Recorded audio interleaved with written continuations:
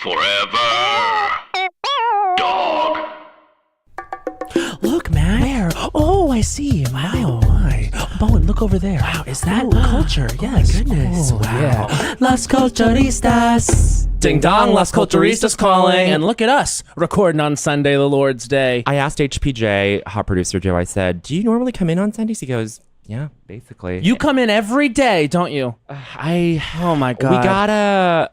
We gotta do like a little, I don't know, lifestyle clinic with Joe, because he's gotta like claim the time for himself and not be this workaholic. Maybe we need to do a whole Patreon series, which is the life of Joe, HPJ, and just really so the listeners can really get to see a glimpse behind the man. Yes. Behind the hot facade. And I want to say, your desk looks fucking incredible. Oh, it's a Marie Kondo dream. You cleaned that desk. Mm-hmm. You got on your hands and knees, didn't you? Is that a fridge down there? I haven't even seen that fridge. Fridge has been there. Fridge has been there all along. But you couldn't see it with all the clutter. Oh, well. First of all, Terry Abel of New York Magazine loves hot producer content. This is hot producer content right here. But he's saying nothing. It's okay. But just everyone, if you want to give Joe a little bit of, I don't know, advice on how to sort of like just self-care, maybe. I don't know. We're in this moment now. He doesn't need advice. He's got a thing in front of him that separates papers. What is that? It's a letter separator. That's incredible. I've never seen anything like this. Well, a letter separator separates one letter from all the other ones. Yep. Unbelievable, Joe. That is the function. You're a maniac. We have like a really, really, really honorable guest. It's a big day. It's a big day. He's laughing. He's chuckling. Chuckling along, and it's honorable. I like. Honorable is a good word. What else would you say? The honorable. The esteemed. It sounds just like I'm an ex-prime minister or a kung fu master. Sure, or but we attach the honorifics. Or a judge. That's an honorific. You have to attach honorifics. And here's the thing. I was going to say two things. It's a big day. It's a big day. For several reasons. One, we have this guest. Yes. Two, we're going to go see this guest's show later on. Yes. Now say the title because I'm stupid and can't. Après le déluge. Oh, bitch. Can you please say it? Après le déluge. You got it. He did pretty close. Yeah, that's pretty good. I have to believe in myself but you more, practiced before the podcast. That's true. But how many times did I get it wrong before I got it right? 18. 18. Yeah. 18 was the number. Well, D-sweet. D-sweet fois. 18 fois. 18 fois. I also want to say one thing. I want to brag about my best friend. Yeah. My best friend, Bowen Yang, is doing the monologues at Ascot tonight. Oh, I'm very wonderful. excited. It's fun. And then we're going to do that, and then we're going to go say Après le déluge. Après le déluge, the Buddy Cole Monologues at Joe's Pub. He just finished a great run of shows there this summer. Hopefully it comes back. But he's an old Joe's Pub res. Old Joe's Pub ho. Old Joe's Pub ho. Ho's Pub. Ho's Hub. Joe Hoa. Yes, honey. He is, he's just really kind of phenomenal. Honorable. Honorable. He's an honorable. Let's stick to honorable. He's an honorable sketch comedy legend. Let's just go ahead and say that from the Kids in the Hall. From Kids in the Hall. And I would say we'll talk about this. You and I wouldn't be doing any of what we would be doing without him. I truly believe not without this honorable one. Not without this honorable one. I tell you. And he's also celebrating the re-release of his book, Buddy Babylon, the autobiography. Love a good re-release. Yes, Buddy Babylon, the autobiography. You know the Buddy release Cole. went well when there's a re-release. When there's a re-release, I think they did it at Stonewall. That's actually rule of culture number 6. You know the the release went well when there's a re-release. Absolutely. And please check out his album, Not a Fan. It is our honor to welcome the Honorable Scott Thompson. Thank you very much. Well, it's an honor to be here. Oh, it really is. Now, here's the thing. So, look, growing up, I had like Saturday Night Live and Mad TV. Right. I didn't really have Kids in the Hall. In America, that wasn't really part of like my like, I guess, media diet, would you call it? Mm-hmm. But I've become familiar with it recently, and I have to say, I'm kind of happy I didn't grow up with it because I think I'd be overwhelmed right now. Really? Yeah, I think I would. I think I really would. I think you're definitely honorable. Thank you very much. Scott is just I don't know. Just accept this. It is a legend. I just is. I is. You is what you is. And, it's just being able to just, I don't know, see Buddy Cole sort of unfold and sort of develop over time during a time of your Andrew Dice Clays and your Eddie Murphys just saying like horrendous things during the specter of AIDS. Yeah. Like, I don't know. It is a significant sort of little locus in queer comedy, I think. So I don't know. It is an honor to have you. You're in town, and then are you going back to LA after this? Yes, I am. Great. Absolutely, Or do you split your time between LA and? No, Toronto. I lived in Toronto for years, Great. and then I moved back about a year and a half ago. Just before Trump was elected, I went, "Oh, it's gonna get hot down there. Get out of here. This is gonna be fun." Yeah. I think I'm needed. So, like, you know what I mean? Like the Batman cycle went out, and I went, "I'm going back." Wow. What's the Buddy? The BC was the BC. It was BC. They need Buddy Cole. like a martini glass in the sky. Yeah. Exactly. It's the silver dollar, like a thing. Yeah. Yes. The So logo. now, do you think that Buddy has kind of stayed the same? Yes. Yeah. I mean, the whole. What are the premises of the show? It's 25 years. Yeah. It's all about. It's 23 years. It's monologues written from the end of the Kids in the Hall. Yep. Après, déluge. Déluge refers to the Kids in the Hall, which means flood. Yeah. Deluge. So it's the flood, and then it's afterwards when Buddy was like tossed into the wilderness. Yes. And so I kept writing, and I've always performed. Yeah. But so they're like monologues from. So nothing's ever been on television. Right. But the whole premise is the world changes drastically all the way around him. Yes. But he doesn't budge an inch. Yeah. No, and people say, "How does Buddy change?" And I go, well, none. That's not the Why point. would a perfect character change? He was actualized from the jump.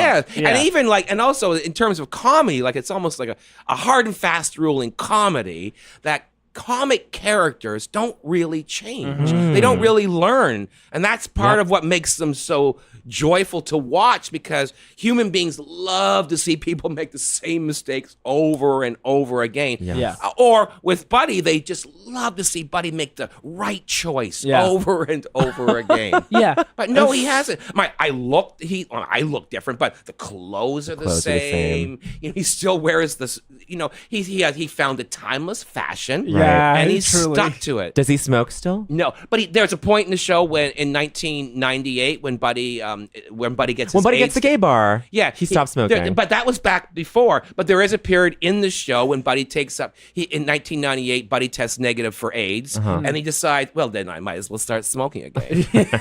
so I do start smoking again in the show. Then I quit again on stage. Were you involved heavily in the Buddy fashions?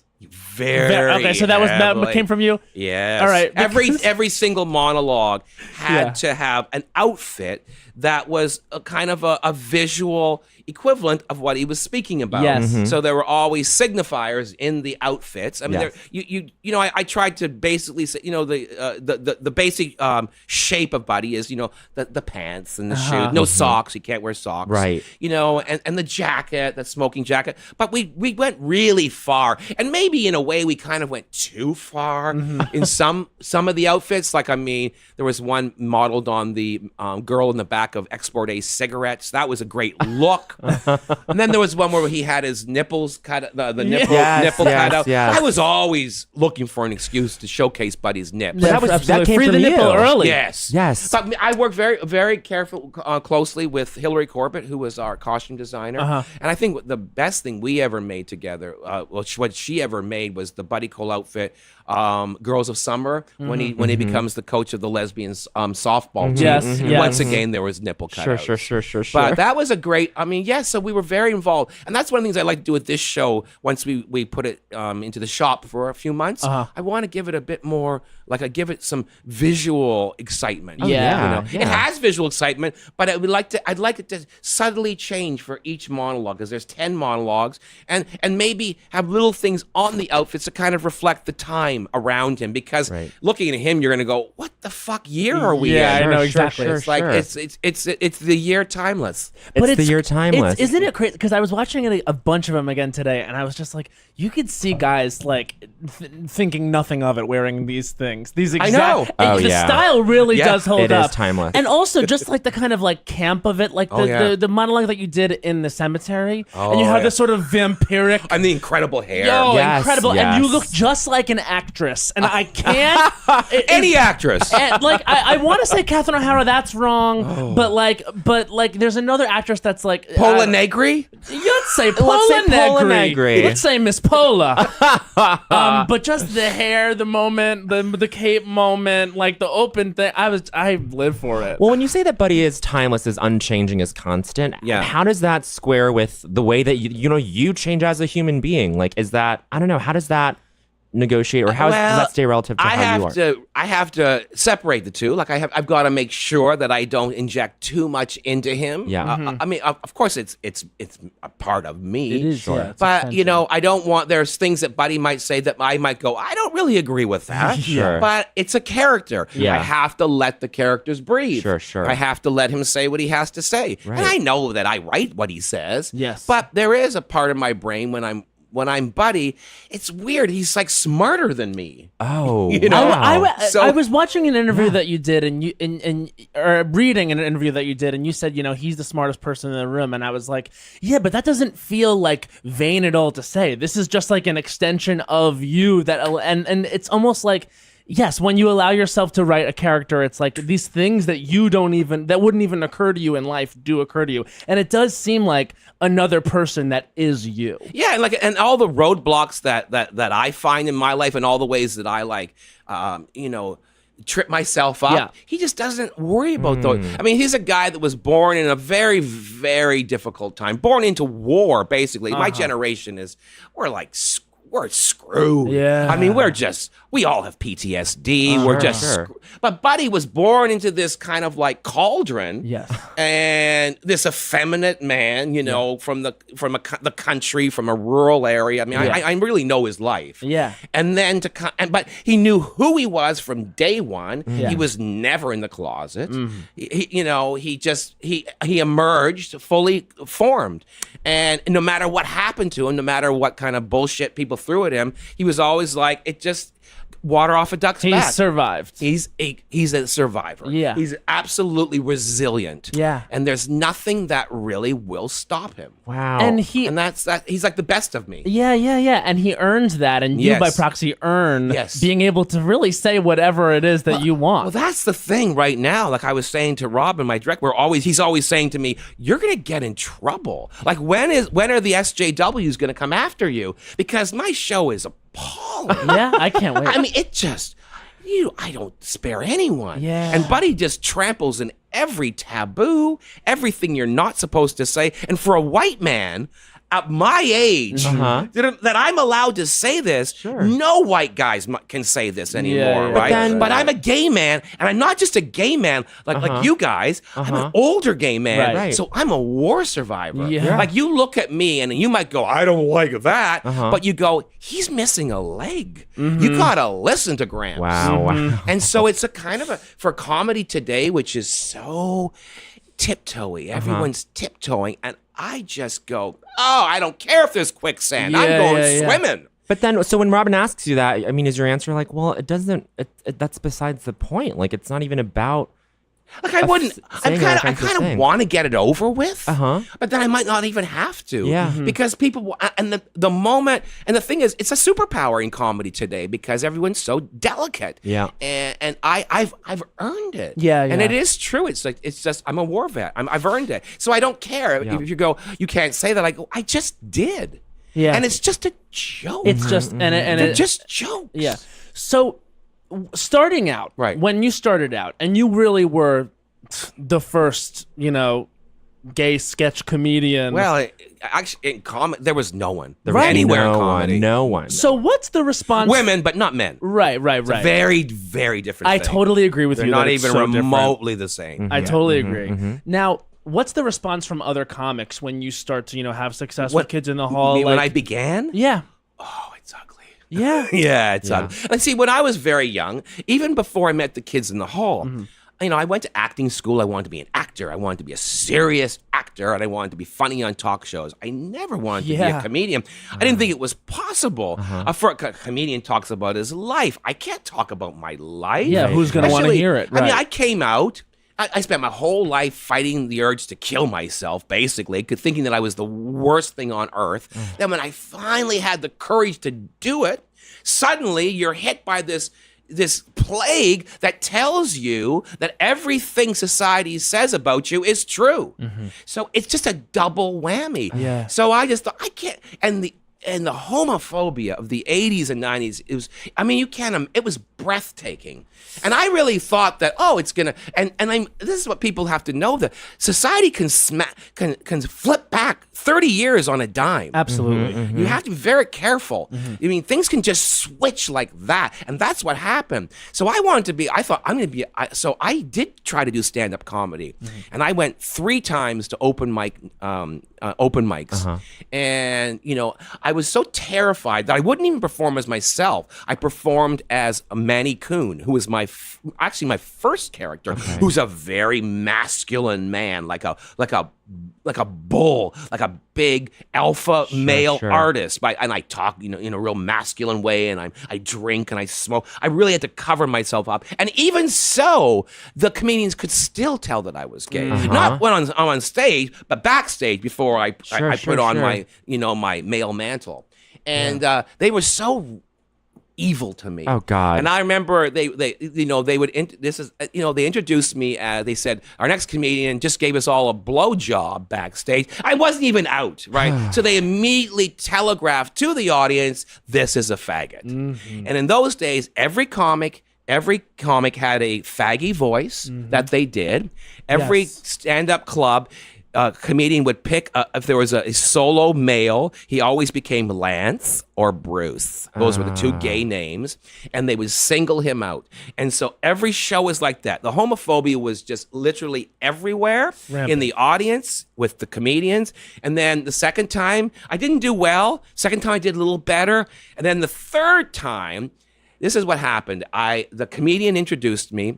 And after my set, he wiped the mic and said, "I'm wiping the AIDS germs off." Jesus Christ. And you know what? What's crazy is I bet at the time you weren't even like, fuck that. You were just kind of like, well, that's what they do. That's what they say. I was both. Yeah. Yeah, Because both. the thing about you, Scott, is that you dug your heels even deeper. Well, exactly. And because that night, that was and that was the last time I did stand-up comedy until many years later, when the world changed. Yeah. But I remember being called a faggot someone said, "Shut up, faggot." And I lost it. And I jumped off the stage and I knocked their beers off and I got into it. Oh, yeah. And I just realized after these incidents, I just can't do this. The energy wasn't worth it. There's no possible way I can do this. And I just met the kids in the hall, and I didn't even really know that I was capable of doing characters. I thought I was going to be a movie star. I wasn't going to do character. But I met them, and I thought it was love at first sight. And I thought, this is my future. Wow. And I realized maybe in a subconscious way that I could bury myself in this team, like a hockey lineup. Yes. And I could be a great player, but I can only do this in a team right now because the world will not accept that. Right. And so once I met them, that was it. I shut the door on the other side. Lovely. Was there any sort of, I've always been curious, was there any sort of thought as to, because I feel like with me and Matt, we have this fun little coterie of queer comedians now, and we're so lucky to have that group and that camaraderie. You really are. We are. And I'm thrilled for you, Oh, thank you. But just you two, not the other one. Yeah, no. Sure. The rest rest are are trash. not even named. I forgot their names. I forgot their names. Good. But It's best to. But then when we do share space with like a straight comedian group, like there is this level of switching up our code a little bit where it's like the behaviors change. Yes. Yeah. And so was there ever that level with the kids in the hall where it was even the kids in the hall, everybody, we're all on a journey. People change. It's not like they just said, "Yeah, we'll bring you in." It wasn't like that. Yeah. It was a process. So then how would you pitch the things like I want to be Queen Elizabeth in drag, I want to do Buddy Cole, I want to be a secretary, like Well, it was a gradual thing. Yeah. The first person that wanted me to be a member of the group was Mark McKinney. Yeah. He saw me perform at theater sports, and I was like a real wild man at the time. I would wear pantsuits that would be slit down to here, so I'd be half naked. I'd wear strands of pearls. I'd glue cigarette butts to my ears. I was a weird combination God bless you. of everything, and I was openly gay. That's when nobody was, and I just didn't give a shit. And they would, we would do theater sports. I was on a theater sports team, and they would always, if you did something that they thought was untoward or like too provocative, they would give you a 0. And anytime anything gay came up, that was immediately unacceptable. So I was constantly being zeroed and all the rest of it. But Mark saw that and went, wow, that's a punk. Yeah. And so, and he Because it was brought me- punk rock to be gay. Yes, it was. And so he brought me in, but the others were not aboard. Really? And there was a lot of hazing that went on. Let me just leave it at that. Sure. And there was some ugly things that occurred. Okay. But over time, and when I basically did Buddy Cole, I did Fran, I did Manny, and I guess they started to realize, he's got some. But I did monologues at the time. But I was very out of control. I had no control. I didn't know how to be in a group. Right. But I had a bag of wigs and dresses. And they had already started to play women, but it was very differently. But once I came aboard, that really, because for me, for them, it was a huge deal. For me, like as gay men, I'm like, it's natural for me to like play a woman, play a man. Sure. I don't see I don't really see the big difference. Of course, half my characters are women. Yes. Sure. That's natural. Yeah. And so that kind of, they took that on in a way. Wow. And in a strange way, their acceptance of homosexuality and cross-dressing and all the rest of the things that we did became a punk thing. Yes, Like yes. a punk thing. You know what I mean? Like it became like a fuck you. Yes. And to guys that were so it was like they would kiss each other. Right. And that was a fuck you to men Yeah. and to basic society. To the patriarchy. Yes. Yeah, And so yeah, they yeah. realized that this was a kind of a way to rebel. Right. And so, but then once I was aboard, it was about 6 months. One night they took me out. They made up a song. They sang me a song and said, "You're in the Kids in the Hall," and that was it. And that was it. And I took the key. I swallowed it, and no one was ever getting back in again. Yeah. And I knew that was it. I was blowing that entrance up because no one was getting in. Yeah. Right. And I knew this was it for life. And, Wow. and we were still together, and we're still talking about Absolutely. a reboot, and so it is exciting. Very exciting. But just the fact that you had to be in this proving ground for a while is kind of, yeah. And it still exists. Of course it does. You know what? I think there's like, who was I was just saying yesterday, I got on the phone because someone wanted to get my take on the Hannah Gadsby sure. situation. Yeah. And I was, like calling it a situation. Yeah, that's better than situation. calling it a comedy special. well, it's become this whole thing now where it's like, I just feel like there's the special, and you can have your thoughts on the special. Everyone has their thoughts on the special. But then it's so funny to me that there's this whole thing of like, well, she shouldn't even be up there on the stage. It's like, okay, you don't like it. But for her to get up there and be able to do what she's doing, Right. like, it's harder for her than you straight white dudes can ever conceive of, because you've never had to have a second thought about walking into a room and taking up all the space as yourself. Right. Whereas there's everyone else in the world, and it's just like, it's so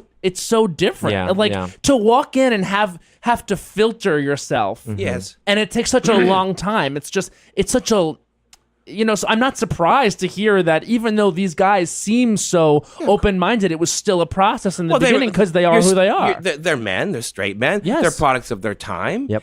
They could. You have to let people. Everyone's like on a journey. You can't. You don't. I mean, people shouldn't be judged by the way they were 10 years ago, 15 years Yeah, ago. I That's agree. society. Yeah, Society. no, Most people absolutely just not. follow the what everyone in society tells them to do. Yeah. And they didn't know any better.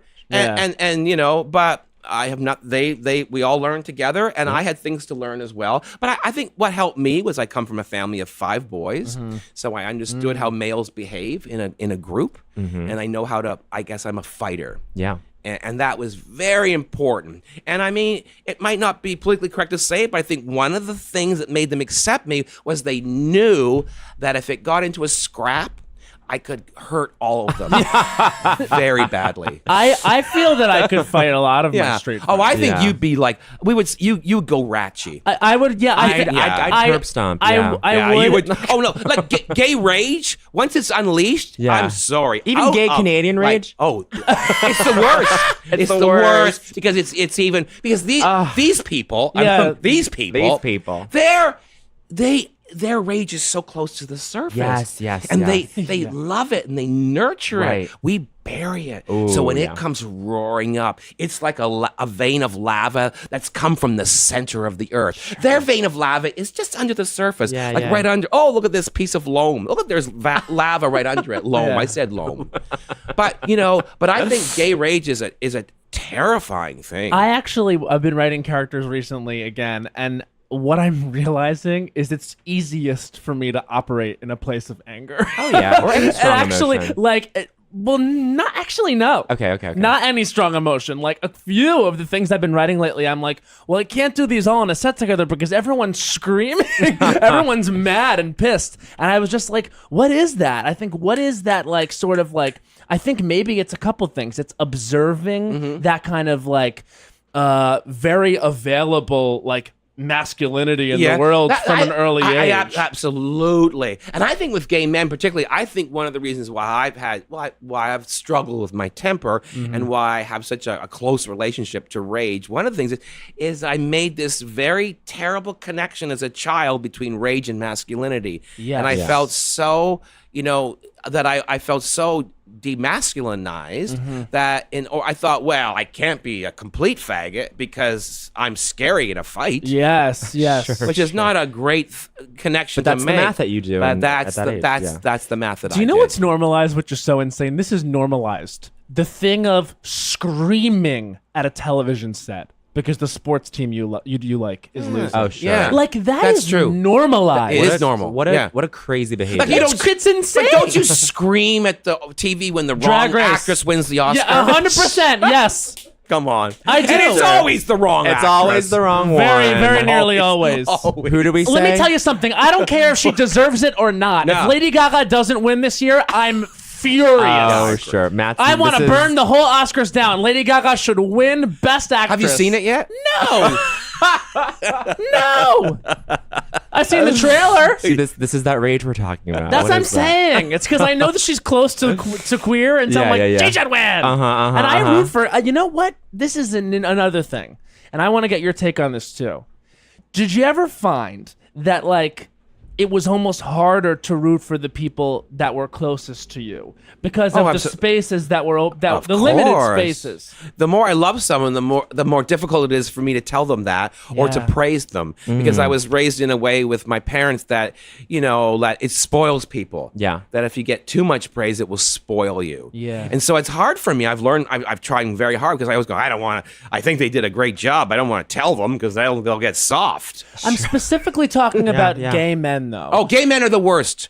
I mean, Yes. I'm just going to say that a blanket Sure. statement. We're the worst to each other. Wow, really yeah, are. we We're just terrible. Yeah. to We've had each such other. a good experience because our friends in the New York queer comedy we're very supportive, but then you go out to like LA. Right. Those gays are not supportive of Well, I each mean, other. this is the thing. I think there are changes happening, Yeah. but you guys know as gay comics, we still have a ceiling. There's Oh, not big time. There, not one of us has become a star. No. There has never been an openly gay male comedy star. You're absolutely right. Ever. There are no one on Netflix. Never.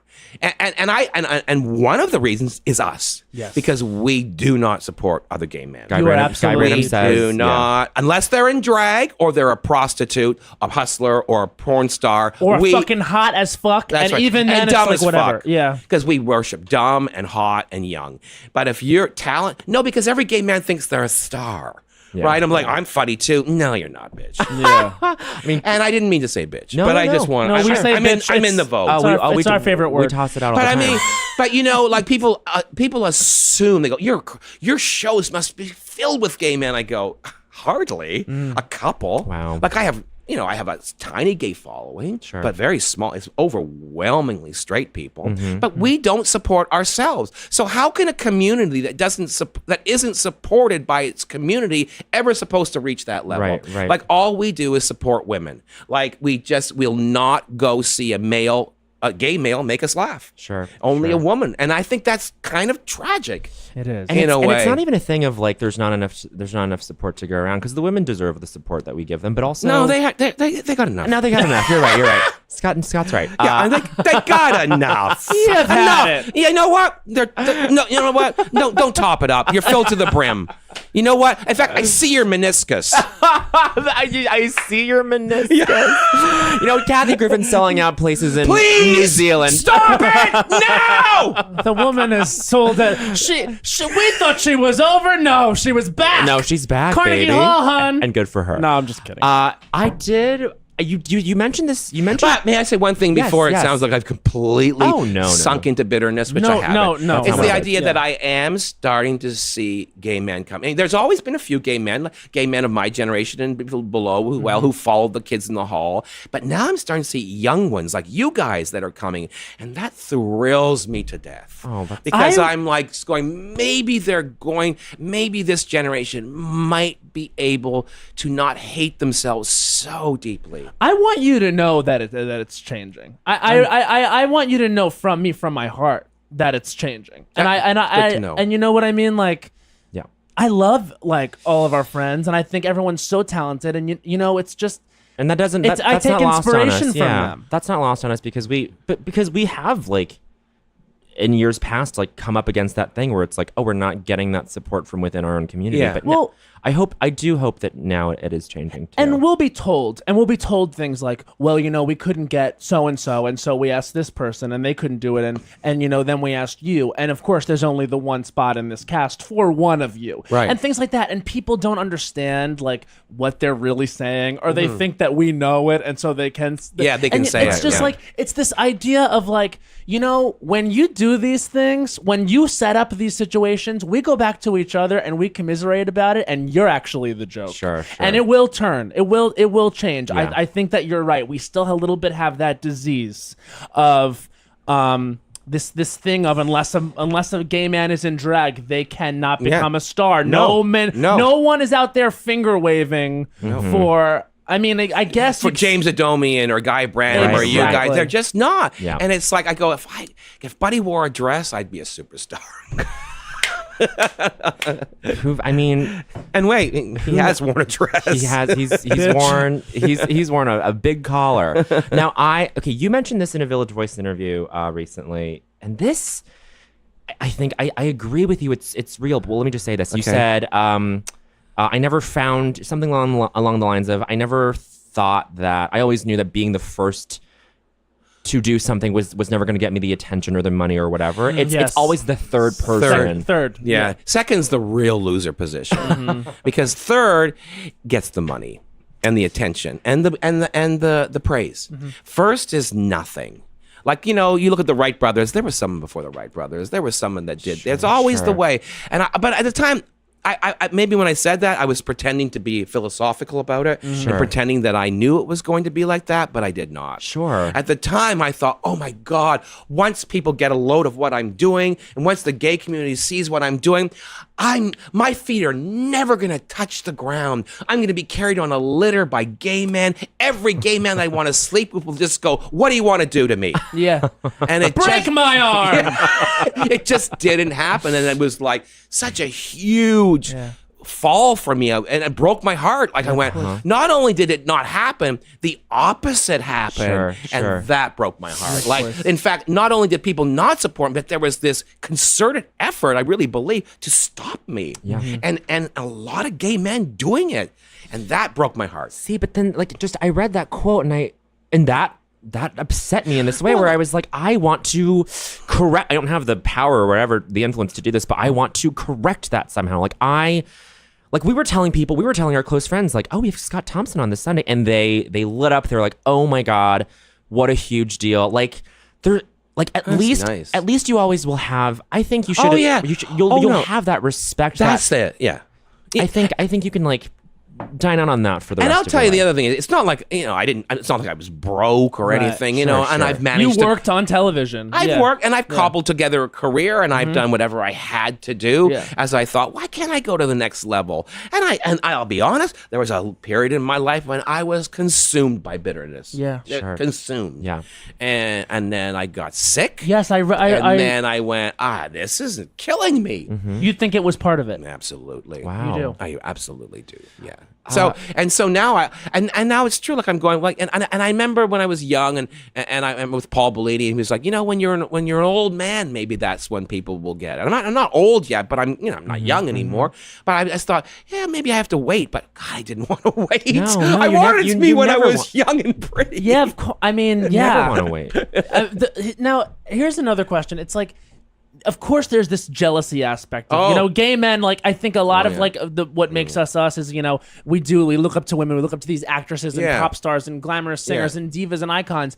And when we see that one of us gets close to that, I think, of course, there is that thing of jealousy. Yeah. But do you also think that a part of it is protection and wanting to be like, well, he's going to tell that story, and then everyone's going to think that's all of our stories? Yes, absolutely. Yeah. It's like I think a lot of the reason many people in the gay community did not like me and continue to not like me was that it was a sense of like, oh, he's spilling secrets. He's telling about the darkness. Yes. He's, and everybody, and I think that, and they're like, how dare he? He's making us look bad. Right. And so they didn't like that. It's hard to have a sense of humor about yourself when you've been attacked by, I guess, like the straight That's men right. for so long. So then they see like, oh, look, he's proving them right. Yeah. And because we can't see ourselves No. as these comedic creatures. No. And I think that's one of the reasons I think gay men love female comics so much is because female comics feed our delusion that we're fabulous. Sure. They'll see all of our dysfunction and our ugliness, and they'll go, it's so fabulous that they're cheating on each other. It's how fabulous that they overdosed or whatever. Sure. And I mean, they feed our delusions. It's an external validation. Yes. Yeah. And they're all, you're all so fabulous, boys. Like when Kathy Griffin goes, my gays or whatever. yeah, it's yeah. like,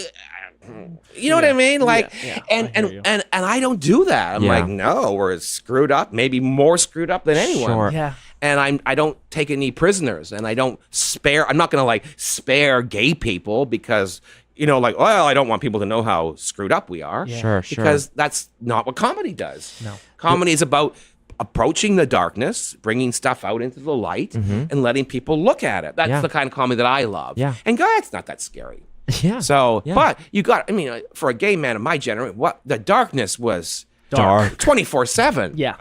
I mean, it was definitely the Nazgul were in The charge. Nazgul were at the door. Like, Yeah. you're not on the list. Yeah. Look, Literally. They're not on the list. you're not on the list. Look, there was this, I mentioned this, and this might have been when we talked about Crazy Rich Asians on Patreon, but there was this article that came out, this write-up, this whatever think piece that said it's time to forgive the Joy Luck Club. And it was all about how for 25 years, the Joy Luck Club was the only thing that, because Asian people turned their backs on it. They were like, That is this does not represent us. interesting. This is not who we are. This is such a specific experience that does not represent the entire Like they community. did on Margaret's show in a way. Yes, And Exactly. Absolutely. And this is the thing about being first or being the only thing that's yeah. representative of a community or an experience is that you cannot be saddled with all of this expectation and this responsibility. Yeah.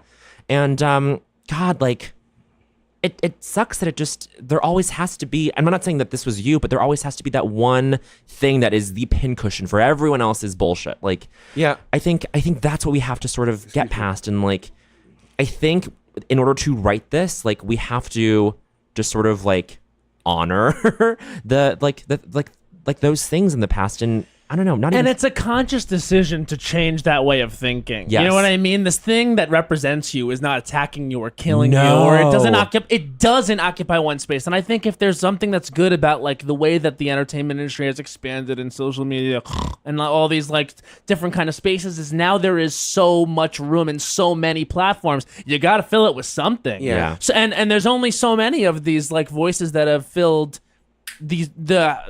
previously small spaces, Sure. and now that's like if you want gay content, there are networks for Yes. that where that is. Obviously, they should be on every network, Right, But right. like it's something. Yeah. I don't know. It's Yeah. it's a mind fuck. It's a mind fuck. Speaking of that sort of speaking of sort of this Fucks the mind. fucks the mind. Speaking of content, I guess. Well, we ask all of our guests this question, which is, what was the culture that made you say culture is for me? Matt, do you want to explain the question? Yes. Okay. So this is this is it could be a movie, it could be a piece of music, could be a particular person in pop culture, book. or just like, just your surroundings and upbringing that culturally made you to say, okay, this is who I am. I'm stepping into culture as me, and it was this defining thing that made me that way. You mean like what do you mean? Like, for example, people that have different kinds of answers to this question. For example, if on any given day I could say growing up on Long Island, that really formed me. Or I could say I really got obsessed with the reality show Survivor, and that made me the person I am. Like, whatever. Things like that. It's a broad question. It's very broad. But even like, were you even like a Canadian upbringing, for example? Right. Yeah. Yeah. What about you and your Canadian upbringing? Oh God. Was there anything specifically Canadian? Specifically Canadian. It was Celine for me. Celine. Because it was going to Notre Dame in Montreal and like going on field trips to that church and having Celine affected us too. and having Yeah, our teachers. she did. Well, of course, but having her. But in Quebec, it was like she is inescapable. the one. Yeah. But like She's the one. on field trips, like the teachers would be like, "This is where Celine got married," and we'd be like, "Wow!" Like that was That just reminds me, I'm A to Seeing here. You did a fucking amazing interview on Conan where you had some incredible jokes about Leonardo DiCaprio, that twink. Really the first twink. the first twink. Really the first He twink. is the Our first first Well, I twink. guess River Phoenix was the first twink. The first twink in the contemporary You imagination. know what? You can go back through twinks throughout time. Oh, absolutely. Oh, James absolutely. Dean, twink. A Caravaggio painting. All Yeah. twinks. Yeah, exactly. Yes. Hercules and Newt. That was Oh, for you. twink, Newt twink, was the twink. first. And he's a centaur. Yes. You know, a centaur twink. In the David Or was versus it fawn? Was Goliath. it fawn? Was Was it fawn or a centaur? A satyr? No, a fawn. It's fawn, yeah. Yeah. I guess, when I was comedy, I would say Carol Burnett. Okay, Yeah. that's a Maybe, great or answer. Flip Wilson. Those Flip. were my two totems of comedy. Wow. Yeah. Wow. Because Flip Wilson made me laugh like crazy, and he played Geraldine, and he played female and male characters. Yes, Yeah. yes, Loved him. And you connected with that just like very much immediately. so. Yeah, Wow. Geraldine. And Carol Burnett. Those are my two. It wasn't even stand-ups really, because I wasn't really, I didn't have stand-up albums or anything like that. I wasn't even like a music. It was actually books for me. Yeah. Books. I get from me. I'm a huge reader. The Lion, the Witch, and the Wardrobe would have been another one. Great, Narnia. Narnia. Favorite book in the series? Prince Caspian. Okay. Yeah, That's interesting. and Voyage of the Twink. And I think Prince Caspian was the Oh, first, absolute first twink. literary twink. Yeah, literary twink. Powerful. First Tom Sawyer. Tom Sawyer. Prince Yeah. Caspian was the first Christian allegory twink. Right. Yeah. Who's the twink? Huck Finn or Tom Sawyer? Oh, Tom Sawyer. Okay, Tom Sawyer was the Finn twink. is the first piece of white trash, hot white trash. Hot white trash. Yeah. That the gays Jason love. Stackhouse. Yeah, absolutely, hot white trash. Hot white trash. Didn't JTT play Tom Sawyer? Justin Taylor. Jonathan Taylor Thomas, another twink, another 90s twink. Yeah, He, and in Huck and Finn. yeah. Yes, oh my yeah, God, when yeah, they tried yeah. to sex up the Huckleberry Finn novel. Yeah. You don't need to. It's all there. It's Yeah, all yeah, there. yeah, I it's gotta, all- yeah. I gotta revisit. Oh, I reread it every couple of years. Yeah. Oh, good. Yeah. Wait, what are your what are your big revisiting books? I mean, how often do you reread something? Not a lot, but that's definitely. I do go back to the Narnia books, which is Yeah. weird, Okay. and I've read Lord of the Rings 3 times. Wow. I've read Dune 3 times. I'm a real really? nerd. Oh, so then you love your fantasy. I love inner science sci-fi, fiction yeah, and yeah. fantasy, the chrysalids, that sort of stuff. Are you a Okay. Star Wars queen? No, See, Luke Skywalker, that's a twink. very much a twink. Yeah, I did. Dagobah system. I don't like twinks. I found him bland. For me, it was Oh. all about Harrison Ford. Oh, for sure. Of course. I always like men. Like I was like Liz Taylor. I like all my men 40. Yeah. You know what I mean? She He's liked them- always been 40. He's still 40 to this day. She liked men at 40 when she was 20. She Yeah. liked men that were 40 when she was 60. Wow. 100. I'm not saying I'm Liz Taylor, but That's what you you are. said. I No, like- that's what you said. Okay, I did say it. Yeah, I did you said say, that. I might say. Well, look at me. I can't hide my violet eyes. Your Oscar for Butterfield 8, you brought it with you. I did. Yeah, it's here. It's on the table. Everyone, right there. I everyone see knows it. this one's bullshit. It's not the one I deserved it for. No, and No. you can make an argument about that. You That's know, Kathleen true. Turner's out there making that argument. What an Oh. interview. That was What a an great interview. interview. talk about like a gay icon. Oh, sure. That's one we forgot. The children We have forgotten did. Kathleen. We have. We she- need to remind them. We do need to remind them about No, we Kathleen. don't need to remind them. She reminded Yeah. them. She's also Jessica Rabbit, people. Yeah, come on. Have some respect. Body Have some heat, darling. respect. Now, it's interesting that you mentioned Flip Wilson because I feel like, and it's interesting that you He's mentioned been forgotten. Well, yes, that. Yeah. I mean, even I will admit that I don't have that familiarity with Flip. Right. With Flip Wilson, but the fact that you mentioned the drag aspect and that like that goes, like you compare that to maybe the way that the other kids in the hall conceived of drag as maybe more of like a Monty Python analog. Yes. Whereas maybe you were probably the one to like elevate that out of this like. Well, yeah, I didn't think of it as a caricature. Yeah. And I think from day one we were like, and I don't know if it was really me that, I think they all kind of, when they first started doing women, they all wanted to just play women as women. Yes. Okay. And you know, I'd love to claim that for myself. Sure. And I think maybe I maybe help them deepen it. Like I help them, in a way, maybe like let go of that kind of like masculine. I gotta like, you know, like a movie like Tu Wong Fu, for example. Yeah, right. You know, like the way that Wesley Snipes telegraphs the audience with his guns. That remember, I'm still a man. Of course. Yeah. Like we didn't want any of that telegraph. Sure. We wanted to like completely submerge ourselves into our characters. And but definitely, I think we're not like Monty Python. We are very much like Monty Python, but in terms of the portrayal of women, we took it further. Yes. We didn't have screechy voices. I mean, they used to do some women that were pretty damn real, but most of the women were more caricatured. Right. Yes. Right. And and when we first got on television, our first wardrobe person who did not work out, all of our female costumes, she tried to make them like all like silly, like big tits, Like draggy. Yeah, draggy. Yeah. We were like, and we were furious. We were like, no, we're not doing it. We go, and then we'd work on something. She go, oh, she go, it's boring looking. Yeah, it's a boring woman. Yeah, this is not, and it's a real woman. Yeah, right. Or it's the portrayal of a real Like, woman. Not women aren't fabulous. Sure. A woman Yeah. that you would see on the street, like, oh yeah, just a woman. And that was a profound, I mean, that was one of the greatest journeys that we all took, that journey into like gender, like, wow, this is fun. right. Do you think that had you not been on the group, maybe they wouldn't have got there? It might not have gotten as far. Sure. No, they wouldn't have gone as far. Because with you, it's like secretary sketch. I feel like Bruce was it Bruce? You and Bruce? Yeah, Yeah. me and I Bruce. feel like Bruce put on some sort of feminine affect, which is fine. Like it worked for the character. does, it but does. for you, like you didn't really change. I anything. don't like Kathy. I'm Kathy, not really Kathy, doing babe. Yeah. anything. Right. No. I use my voice. I lighten it a little bit. Yeah, right. Barely. Yeah. Barely. But as a secretary, not as like a woman. No. You know what I mean? You're playing the A secretary. secretary. Yeah. You're not playing a woman. And Kathy's not overtly feminine. Sure, She's sure. kind of an alpha female. Yes. And she asked the questions. yes, Right. but it's true. Like with me and Bruce, the balance. Each one, I think he made me funnier in terms of Kathy's funny, but she's not, you know, she's not. Yeah. Bruce's character is much more overtly funny. Yes. But I think my Kathy made Bruce's more realistic. Absolutely. And those two, they were yin and yang, Yeah. and they really matched each other. Yeah. And but my Kathy came about through him. His Kathy was first. I see. And then my my Kathy came after, and then that's when the secretaries were actually, and that's not, the secretaries were actually kind of born all at once in a weird way, because it was in the very first piece which was about turning over, and it was the first time all 5 of us were in drag, and it was a very remarkable moment, and it was about 5 secretaries, and I don't even think, and then we took on, they weren't really people yet, right? Bruce's was starting to be a person, but I found the wig, and you guys know, It's the wig. It was the wig. It's the wig, honey. Yeah, I fell in love with that wig, and all the character flowed from the wig. Yes. It's so true. And it was this scene about the character Bruce is like, oh my God, what's going on? I'm about to turn over, and it was like a turnover, and it was basically like a clock when it goes from like 3:59 to 4. Yeah. And she had it in the back of her head, and it was, she turned over, and we all were giving her a birthday party.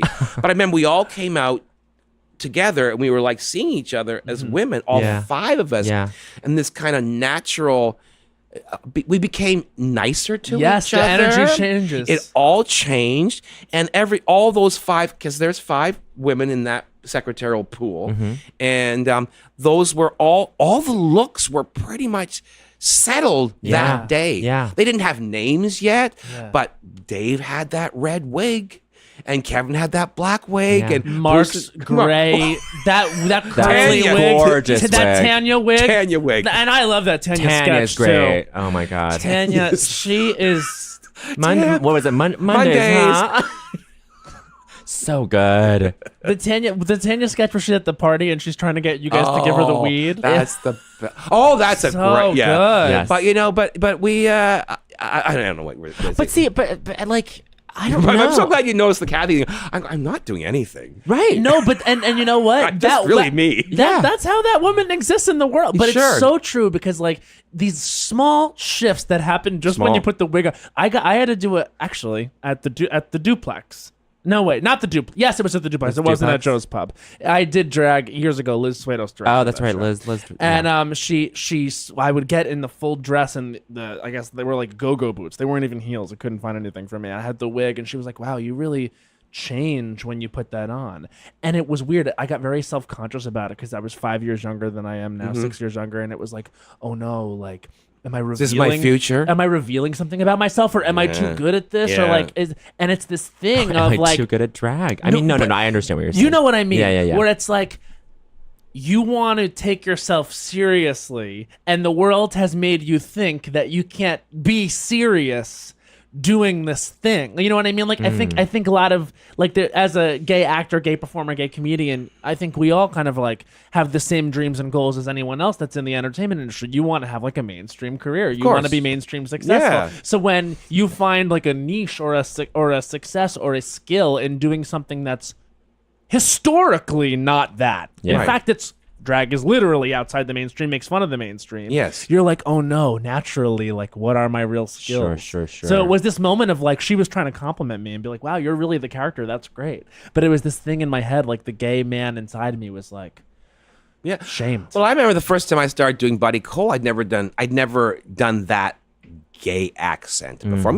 I think most gay men have gay voices. I don't think that's that controversial. I think most of us.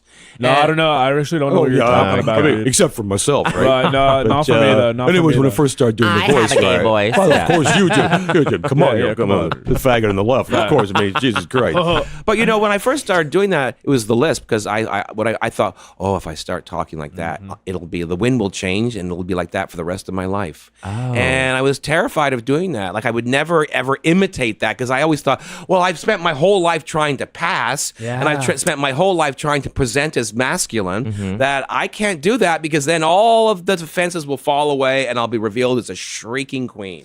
What a fascinating experience to like that we all kind of share, which is to be born, grow into yourself, realize that's horrible, and then create this other person that you are, exist in that for 7, 8, 9, 10 years, which is how long I did, and then have to reestablish and refine who you are again. Oh, you should both read. Have you read Covering by Kenji Yoshino? No. Yeah, he's a Yale. I guess he's just. I'm like already turned off. Okay. No, he's You're boring, bitch. he's a legal scholar at Yale, but he wrote this book that's about the stages of coming out of Yeah. of coming out, and then maybe of trying to like pass, of like having this phase where you sort of are trying to negotiate whether you want to pass or not, and then the final sort of freeing moment is. Oh, I've never gotten to that moment. Maybe I haven't either. I don't know if I'm capable of it any longer. Well, I think I did for a while. the final moment is just about not caring about passing. Oh yeah. And I think you're saying that you haven't gotten to that place. No, Your masculine characters are quite masculine. I know. I think. I mean, I've studied men my You're a whole great life. actor. I love playing those characters, and Yes. I thought that maybe society would allow me to, Right. but they did not. Right. You know, they said, no, you're going to play the neutered fag who lives next door, who tells the main character how to live or what dress to wear. Right. You know, and that's because that's how we know you. Yeah, but you know, in terms of like I had to because if I had to kill everything feminine in me in order to survive. In a way, and I didn't. I wasn't very successful at it, you know. Like I mean, because I just didn't want to get beat up. You know, I had 4 brothers. I lived in like a hockey camp. Yeah. So it was very different. And anyone to be a homosexual male at that time was the worst thing that a man could be. Yeah, you were disgusting. You were I think disgusting. that's I think something that people don't understand is that, you know, once you realize what you are, and you not only like do you get slapped over the head with how much society hates it, they hate it because they're disgusted by it. You know, they don't hate it because it doesn't, you know, it's not in their religious beliefs or whatever. That's a cover. They hate it because they're disgusted with the idea behind how we have sex. It's sodomy. Yeah. It's all about sodomy. Yeah. This is what people don't. You say you can't take that out of the equation, Yes. and that's what I think we kind of went wrong. This whole homosexual. I mean, gay marriage is fine, but you can't take sodomy out of it. And that's one of the key differences between the way women are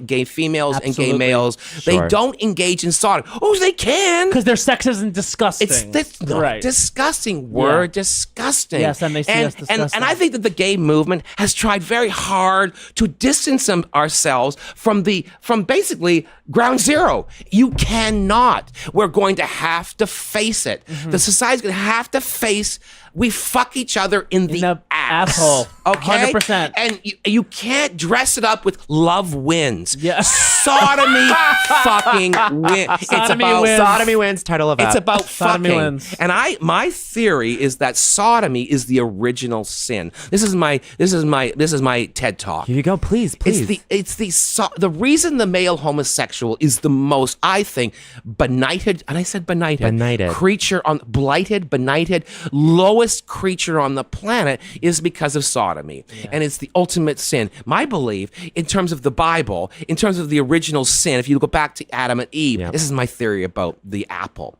The apple is the anus.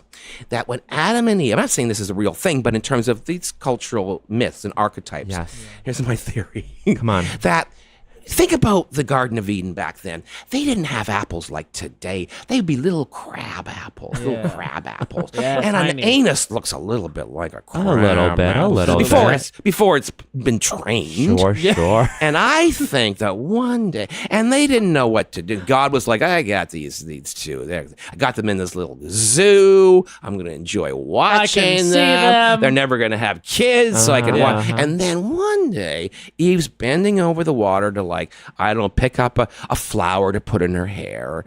And somehow her cheeks come apart and he sees that little anus there and he's like, boom! And his penis goes up, his snake. Yes. And the snake wants that apple. Yeah. And he fucks her, and she's like, what the fuck? And they discover a way to have sex without having children. Yeah. And that makes God furious because now he can't control them. Because now they have a way to have sex, to give each other pleasure without procreation. And that's the original sin. So the snake is the cock, the apple is the anus. And so sodomy is in our subconscious as the ultimate original sin that God has kicked out of the Garden of Eden. So naturally the homosexual is the devil. Yes. It's the snake, which is why this is a very cynical, pessimistic thing to say, that you have to understand that I don't think in our lifetimes we're ever really going to get past that completely. Right. Okay, yeah. So I've accepted that there's always going to be this level of hatred and visceral disgust towards the homosexual male. Yep. And in order for me to have a good life, I have to accept that it's always going to be there. And in order for me to live in this world, I have to accept that and find a way to live with that and do everything in my power to change it, but accept that I can only do so much and that society can only change incrementally. I agree with you 100%. So, and that's why when people say, oh, lesbians, there's lots of lesbian stars. It's not the same thing. Because there's no sodomy involved. Don't pretend that gay men and lesbians have the same journey. No. It's not true. And you've said that for men, for the patriarchy, they view lesbianism as this thing that is somewhat more acceptable than gay male homosexuality. I think much more. Because it's like, oh, well, then you're after the same thing I am. They mimic men. So they go in terms of desire, That's right? So they go up, they move up the ladder. But a gay male falls from his perch, and a gay white male falls the furthest. Because suddenly you're supposed to have the world, and then it's taken away from you. So you plummet. You plummet. And so I've accepted that. Like, I mean, it sounds like nihilistic that I would accept it, but I go, I have to live my life. I have to, and it's not like I haven't given up. Sure. But I accept that there's going to be, because also I don't live in a bubble. You leave the West, and you'll see what real homophobia is. Yeah. And that's when you go, okay, this is on. This is going to take centuries. Yeah. Sure. You know what's crazy? this might make me sound like a lunatic. Oh, good. I believe Because you've been so sane Yeah, I've and been measured and calm. Not a modicum Now, of gay rage. here we to go. be seen. No. I think we'll see a lesbian president before we see a gay male president. Oh, absolutely. wow. Way more. I totally agree. I don't think that anyone will ever allow a gay male to lead I'd this love- country. no. Lead And I'd this lo- great nation. And I'd love a lesbian president. No, I'd not in love this one. country. No. It's so interesting because like it's true. It's this thing of the disgust factor. And you know, whenever And I'm anyone just so glad we even brought sodomy back into the yeah, discussion. Sodomy Yeah. wins.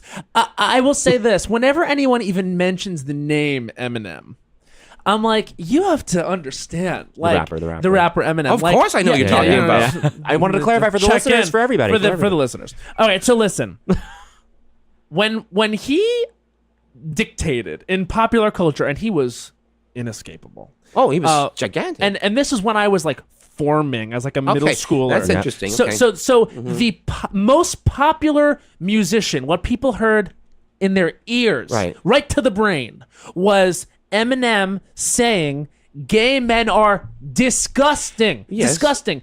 Lyrics about him using the word faggot, and it's the way you say faggot when you're a straight man. We could say faggot. Yeah. Gay men, straight men, they say faggot. Yeah. And it hurts. Yep. And he would use that word, and he would talk about gays, and then follow it up with sound effects like ugh, and then everyone soaked that in. Yep. It wasn't They just brought it him. to school the All next day. hip hop music did that. All hip-hop music. Rap. Let's be honest. And That's just honestly. Tremendous amounts of film and television shows, everything. You know, I was also watching that interview with you, and you couldn't say the word tits, but you could say the word faggot. Of course. And they would beep out tits. Yes. Yeah. And they wouldn't beep out faggot, which is hate speech. See, they shouldn't. To me, they shouldn't bleep out anything. Yeah. And I agree with you. But if we're gonna have standards and practices, wow. Yeah. Is tits hurting anyone? Is faggot potentially hurting someone? Yeah, it's different.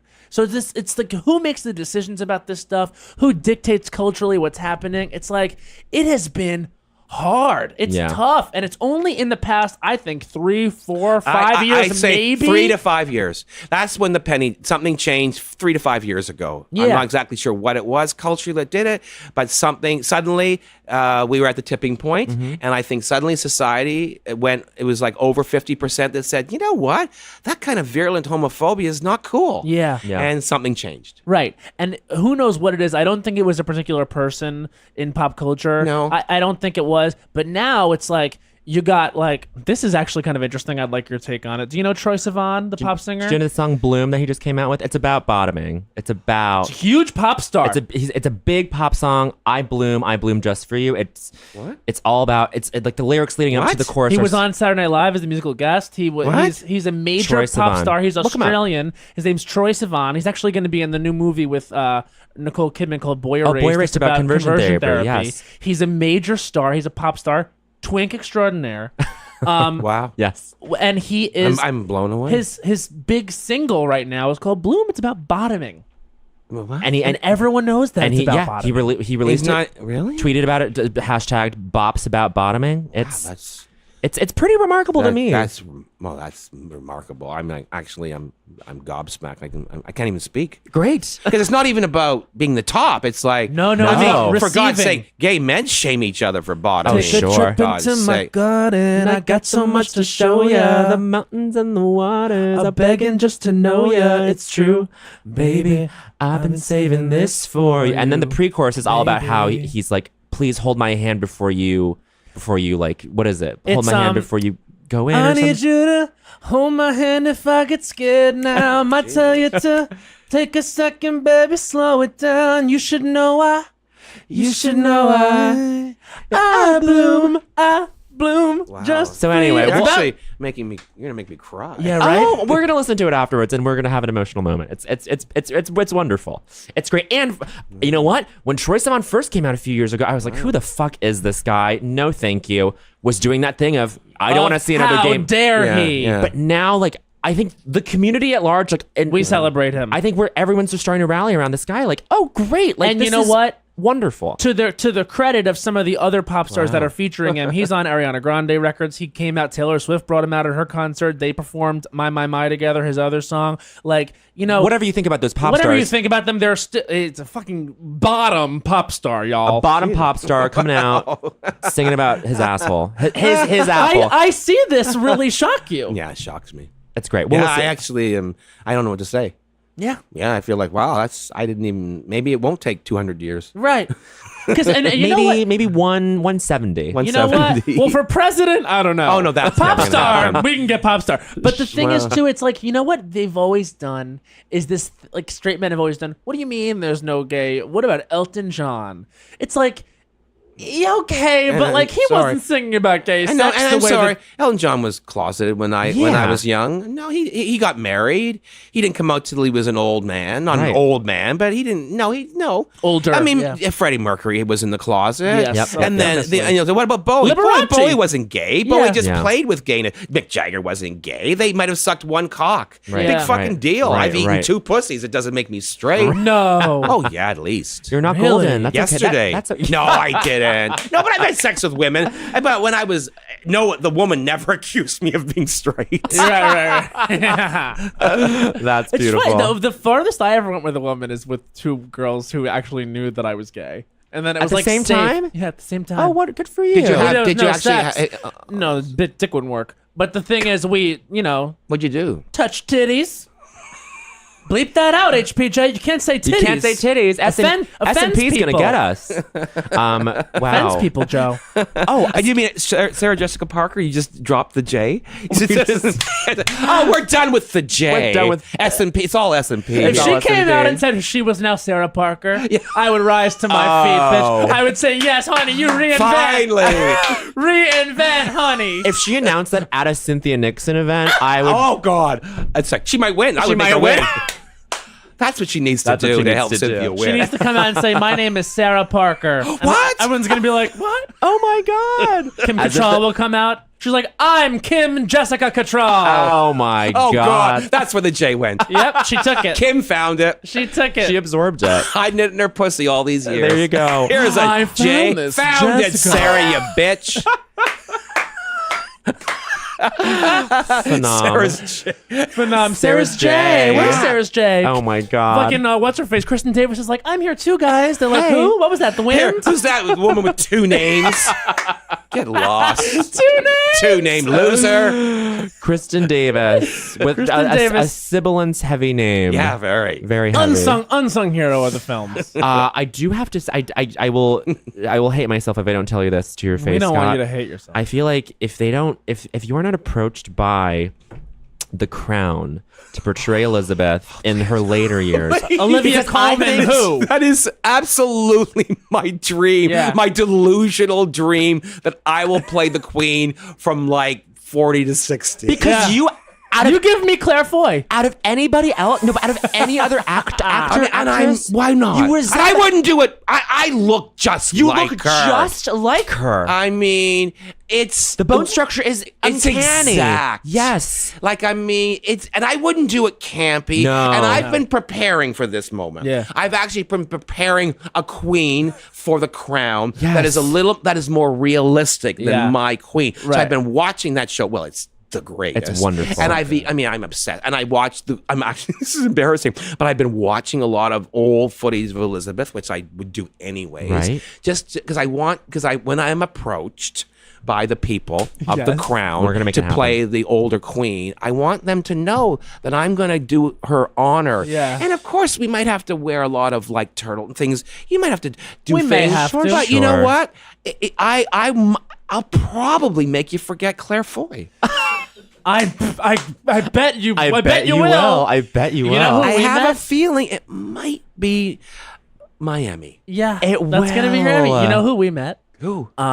Matthew. Matt Smith. Matt Smith. Who plays? Oh, he's so Philip. good. He's very good and he's also Dr. very Who. sexual energy. You can tell. You can tell, but like Very with sexual us, energy. we were like, "Are you hitting on us? He literally He's one goes- of those. He's one of those. Oh, he's one of those straight men that is so secure. So secure. That they can flirt with anyone. It's- Mads Mikkelsen from Hannibal is like that. Oh, really? Oh, yeah. Just like he doesn't care who wants to fuck him. It's like if you want to fuck him, that's good for It's you. Yeah. sort of infuriating, though. But Yeah. I think I was wearing something, and he goes to me like, "It suits you," and I was like, "My basement flooded." Bedroom eyes at both of us. Yeah, he was. Well, you know, he's got like he's got sexual energy. He's got very and I think it's sexual interesting energy. because I really love the way their relationship is portrayed because they So great. really get to the carnal center of Elizabeth. And I've always actually almost all my characters are pretty carnal, but you always knew that woman was getting rogered regularly. Yeah. You know what I Really? mean? I think so. And she made it, I think she made it very clear from her hat selection and her clothing choices that she liked it a little rough. I think she made it The very apple. clear by Yeah. a yellow hat she wore at Ascot in That she 1978 that told us she liked it in the poop shoot. Yeah. Oh, And We're gonna she see her- liked it when he pulled her hair. That was in 1981. We're gonna see her on her And- last day. in Westminster Abbey, and I Yes. remember going, "That brooch says you like nipple clamps." But I don't know how kinky they got, but to sustain a marriage that long, Oh, come of course on. he was screwing around. Yeah. But she Of could course. not screw around. But I think she knew what she was getting. She got a big Greek stud, and you could tell she wanted him. Yeah. And he made it, and she said, "You just got to give it to me regularly, and Yeah. Yeah. I'll be fine." Yeah. And I like the way they portray their love affair. They portray that whole. You know that Philip. He couldn't possibly be. Why would? How could he wouldn't be loyal ever. No, Of no, course no. not. But I think she knew. But I think I'm Yeah, just she- now. I'm thinking about who is going to be my Philip when I play. I think they're gonna get this is a difficult question. someone with a sharp nose. Who's playing Philip now? Sharp Who's playing Philip in the nose. Olivia Colman? I don't know if they've cast it. They probably have. I just You know, haven't Miss kept up with Helena it. is playing. Helena's playing Margaret. Margaret. Yeah, yeah, Who? yeah. Helena Helena Bonham Carter is Carter. playing Margaret. Oh, that's a good choice. It is good, wacky. But I like think it. Helena resembles Claire Foy more. Yeah, the facial structure. Yeah. I think she might have to have her jawline smashed and rearranged. Yeah, we might have to get facial reconstructive surgery. Sure. I think that Helena can't play Elizabeth because her instincts are too quirky and wacky. Totally. No, she can't play Elizabeth. But I'm just saying in terms of resemblance. And then Olivia looks Yes. like what's her face? Kirby. Vanessa Kirby. Kirby. Yeah. Would it be So anyway. wrong for Liam Neeson to be my Philip? No, I wouldn't. Liam I would would be not, great. That would be amazing. That wouldn't be against the law. I'm trying to think of someone Not- with a gaunter a face. gaunter face. Right. Someone like that's a good. Oh, one. God. Gaunter. Maybe like a. Not like a Colin Firth. I was gonna say like a Pierce Brosnan, but he's not gaunt. What am I saying? No. He's also. I'm not a fan. Okay, you know what? Let's go with Liam. Liam's a great Philip to you. I think he'd be good. I think we'd be good together. But it doesn't matter. Yeah. As long as I you're, agree. as long as I you're agree that you'd be good together. Elizabeth, as long as you're Elizabeth, that is all I want. You have the Windsor face. I remember it's true. Like I grew up in a large family. I grew up in my mother was a very big monarchist, and in Canada, Canada, you yeah. know what it's like. Right, I mean, yeah, she of course. literally is. She's the a ruler queen. of Canada. She's on our money. Yes. She's our monarch. Yeah. She's the And- queen. and I can't help it. I feel love for her. I love her. And I know when she died, I'm not working that day. That's it. It's- The whole economy of the UK is going to shut down it's for just- a week. It's just not. Really? It's just not going to happen. Yeah. It will take me a while to get over it. You care about the weddings? Yes. yeah. It's Ms. sad. Markle, she's acceptable. Oh, I mean, yeah. Yeah. Love her. Absolutely. I was- think she's the elegant. breath of fresh air they need. Yeah. Yes, You know. exactly. But I don't know what we're talking about with Queen. I'm just saying that you must play. Oh her. yeah, and it's funny because and so I grew up in this family where my mother would have a picture of her family. We had a family in the foyer, like of our family, but it was small, and then a huge picture of the royal family. And this whole time, people would, the kids in the hall, Mark particularly, would say, "You look like the Queen." I go, I don't know. And so Mark wrote this piece called "It's a Fact," which was about this little red-haired girl that runs into the camera and goes, "It's a fact," and they would do these crazy little fact things. And Mark said, "It's a fact," and then the first one was, "It's a fact. The Queen doesn't know her ABCs." So and I would be, ew, one, ew, A, B, C, D, X, Q, Y, 7-Eleven, ew, Chesterfield coat. And and it would be all like, and so they said, so they made me as the queen. It was a one-off, and I went into the makeup with Judy and Jerry, our makeup and hair wizards, and Jerry was making me up, and she was like, what's happening? She didn't have to do. I mean, she said, I don't have to do that much, and then Judy came over with the wig, and they put it on, and then Jerry and Judy are like, look in the mirror, and I was like, this is weird. And Mark goes, I knew it, and I walked out of the trailer. I'm even getting chills thinking about it because it was I remember the moment so clearly, and everybody looked and went, and I remember the crew looking and going, it's too much. And I'd never even practiced my voice. As a lot of the kids in the hall, it came about as we were getting made up. We wouldn't even know how we were going to play anything, right? Sure. And I remember the voice came instantly, and I went, hello. And I just started waving to people, and I instantly became her.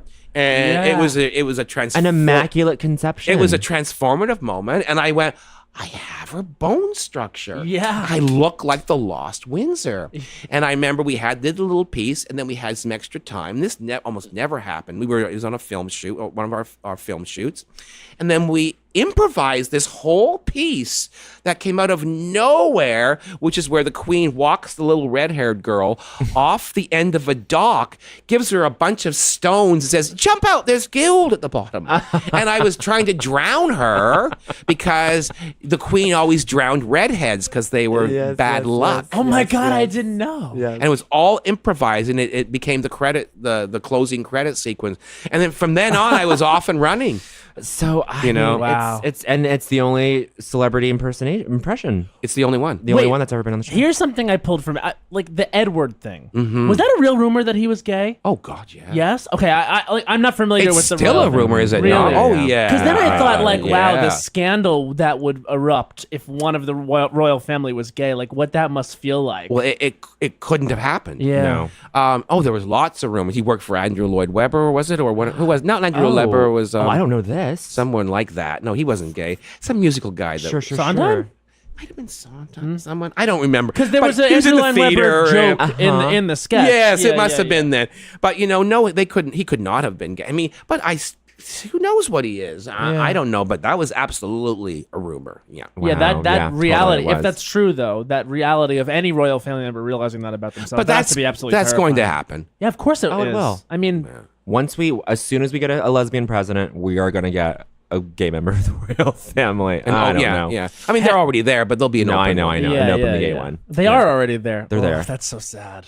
Oh yeah, there's I lots. can't even of think them about that. Anyway, should we move on? We Yeah. should move on Okay. to I Don't Think So, Honey. This is our segment where we take 1 minute to rail against something in pop culture that's just, we hate it.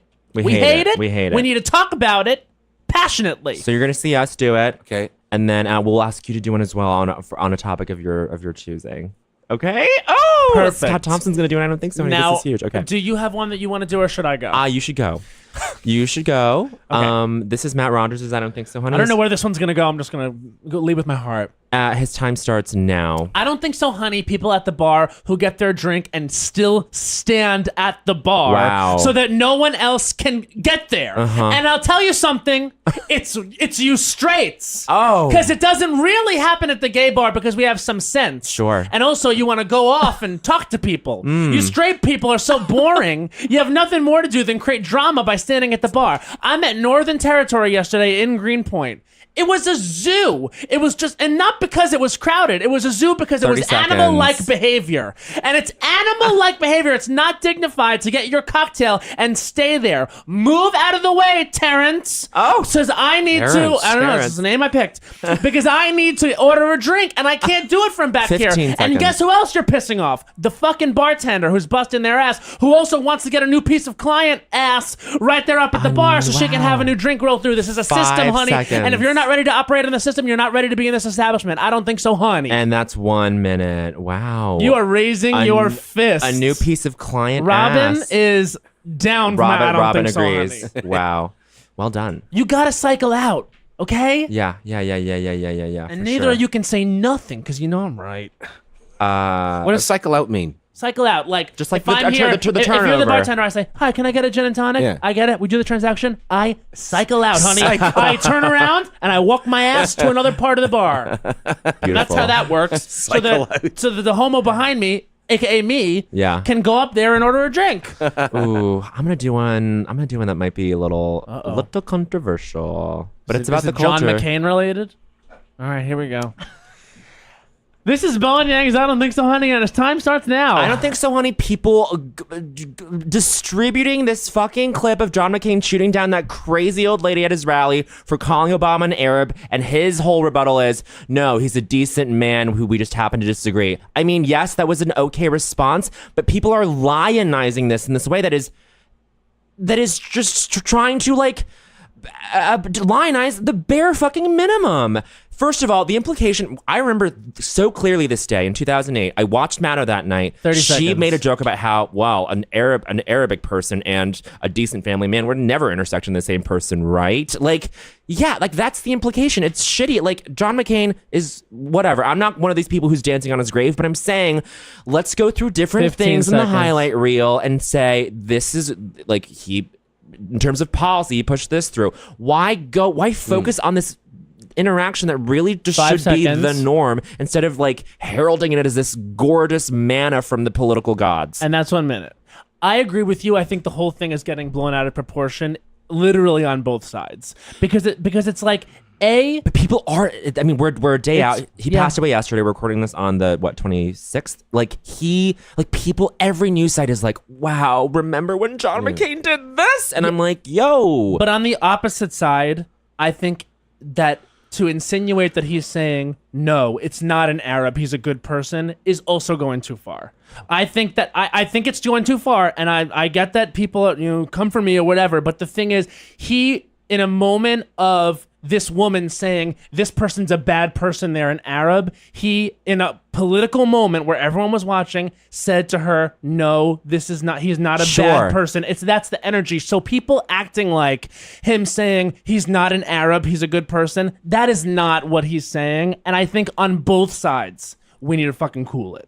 Sure. That's I mean, what like, I think. I'm just saying, like, I'm trying to like pull the tension back where it's like everyone's building this thing up. I think it's so unfortunate that we're fixating on this clip as his lifelong legacy when there's other things. That's what I'm saying, is that there's this negative. fixation on the clip, and I'm saying it's not that remarkable. I mean, it's good that he shot her down, but I'm saying like Feingold, McCain, like talk about the things that he did in his political life and not just this interaction that he had with a crazy person. I agree. think they should have focused on how gorgeous he was when he was younger. Yeah, he was a I mean, we're daddy. losing folk. Yeah, truly. I mean, let's bring it back to what's really important. His looks. I agree with you. I think it's this whole thing of like assuming we can have a smarter intelligent about this when we're not dealing with smart people, we're dealing with Americans. Yeah. Sorry, bitch. You notice we kept quiet. We kept quiet as Canadians. Yeah, continue to keep quiet. Okay, this is Scott Thompson's I Don't Think So, Honey. Do you have a Do you have a no, topic? I don't. No, I mean, no, because I don't really. Because no. Scott, you don't want to do one? This is okay. You know what? Well, I just say there's a few things that I wanted. I've had such a good time, and I feel like this might derail me. Listen. Because I mean, I know what I want to talk about. I know it's going to be controversial. And All right. Okay. Well, then. And I'd rather save it for tonight when you're going to see it on stage. This is, okay, good. So this is historical. We've never had a guest decline, which we that honor. terrible? Which no. It's honorable. It's honorable. I think that it's an honorable thing for me to not do that. I think have too much respect for you to I have too demand much that respect you for Scott follow Thompson. my fucking rules. Who the hell am I? Some stupid queer? I think I can't believe I said no. No, I don't Scott, know. Scott I think it's great. Thompson I think that's punk rock. is what a trailblazer. Truly, I'm not even being facetious. Like, we will honor this. Like, But I will say, any other guest would be like, no, you have to do one. any other guest that comes on here and says they don't want to do one, you can go fuck yourself. Go fuck yourself. You're not But Scott. I mean, of course, I railed about other things during the. You the certainly interview. did. You railed and railed. And look, and this is a thing where the first person gets all the attention, You know not what? the second, not the third. There will never be a second or a third. It's only Scott Thompson. You know what? What is it you say?